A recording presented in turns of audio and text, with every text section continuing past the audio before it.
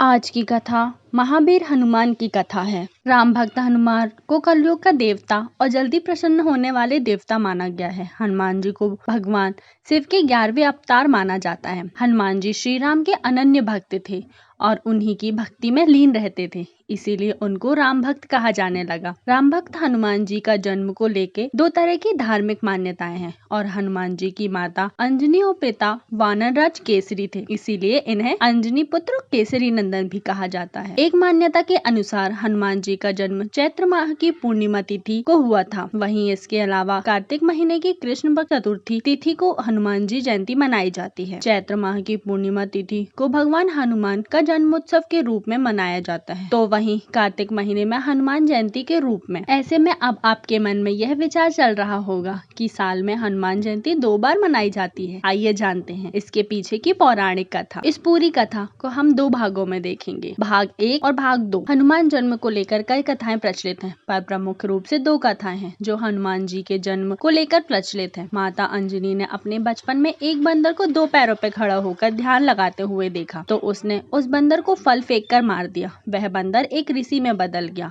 और उसकी तपस्या भंग होने पर वह क्रोधित हो गया। उसने अंजना को श्राप दिया कि जिस दिन उसे किसी से प्रेम हो जाएगा उसी क्षण वह बंदरिया बन जाएगी। कुछ समय बाद अंजना जंगल में रहने लगी। वहाँ उसकी भेंट केसरी से हुई, जिससे प्रेम होने पर वह बंदरिया बन गई और केसरी ने अपने बारे में बताते हुए अंजना को बताया कि वह बंदरों का राजा है। केसरी की ओर से प्रस्ताव रखने पर अंजना मान गई और दोनों का विवाह हो गया। अंजना ने घोर तपस्या कर भगवान शिव से उनके समान एक पुत्र मांगा। वहीं दूसरी ओर अयोध्या के राजा दशरथ ने पुत्र प्राप्ति के लिए पुत्र कामेष्ठी यज्ञ आयोजित किया। अग्निदेव को प्रसन्न करने के बाद उन्होंने दैवीय गुण वाले पुत्रों की कामना की। अग्नि देवता ने प्रसन्न होकर दशरथ को एक पवित्र हलवा दिया, जिसे तीनों रानियों में बांटने को कहा। राजा ने बड़ी रानी तक हलवे को पतंग से पहुंचाया। वहीं बीच में कहीं माता अंजनी प्रार्थना कर रही थी। हवन की कटोरी से वह हलवा गिर गया। माता अंजनी ने उस हलवे को ग्रहण कर लिया। उसे खाने के बाद उन्हें लगा जैसे गर्भ में भगवान शिव का वास हो गया है। इसके पश्चात उन्होंने हनुमान जी को जन्म दिया। ऐसी ही पौराणिक कथाओं को सुनने के लिए like, share, subscribe my channel.